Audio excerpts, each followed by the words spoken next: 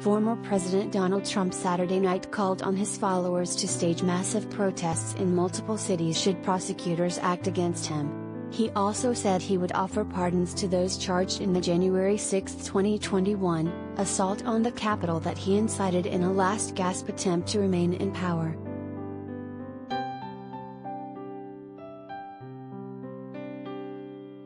If these radical, vicious, racist prosecutors do anything wrong or illegal, I hope we are going to have in this country the biggest protests we have ever had in Washington, D.C., in New York, in Atlanta and elsewhere, because our country and our elections are corrupt, he said to a rally audience in Conroe, Texas, reading from teleprompters set up on either side of his lectern.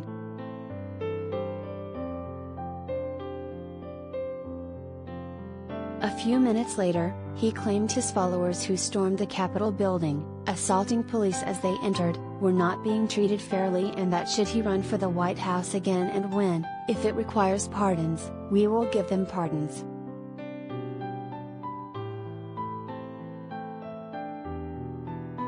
The 80-minute performance, while riddled with Trump's familiar lies about having had his re-election stolen from in November 2020, was notable for the numerous references to the various investigations into him.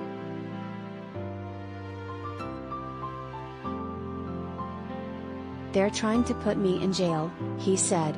"These prosecutors are vicious, horrible people.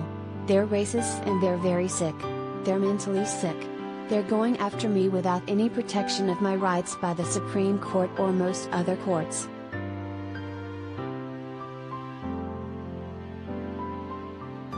New York State Attorney General Letitia James has been conducting a civil probe of his family business, while the district attorney in Manhattan has been running a criminal investigation.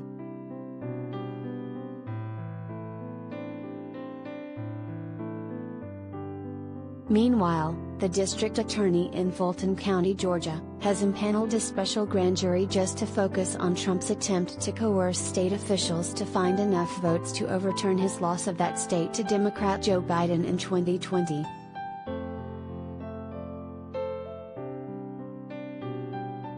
And the House January 6 Select Committee has been subpoenaing more and more former and current Trump aides to determine his precise role in that day's events, while the Department of Justice this past week confirmed that it is investigating at least one element of Trump's scheme to remain in power, the submission of fake Trump electors in states that Biden won.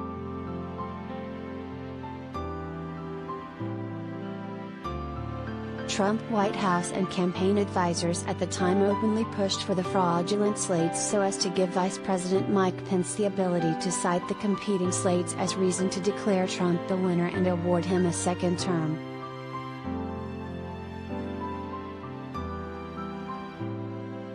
Pence, though, refused to go along with the plan, and instead actively sabotaged the false elector scheme by crafting new language to make sure the fake slates were excluded.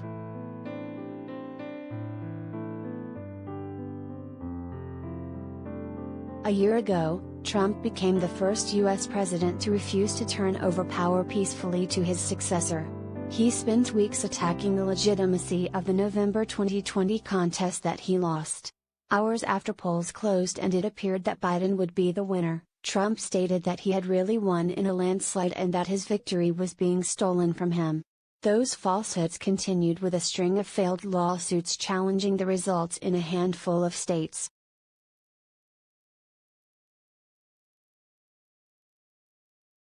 After the Electoral College voted on December 14, making Biden's win official, Trump instead turned to a last-ditch scheme to pressure his own vice president into handing Trump the election during the pro forma congressional certification of the election results on January 6.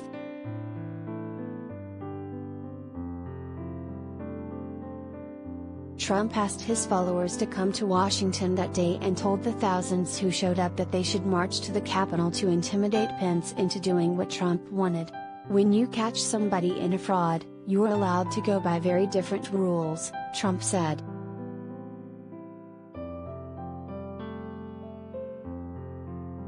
The mob of supporters stormed the building and chanted "Hang Mike Pence" when the vice president did not do Trump's bidding. The riot left 5 people dead, including a Capitol police officer, and 4 other officers took their own lives in the following weeks and months.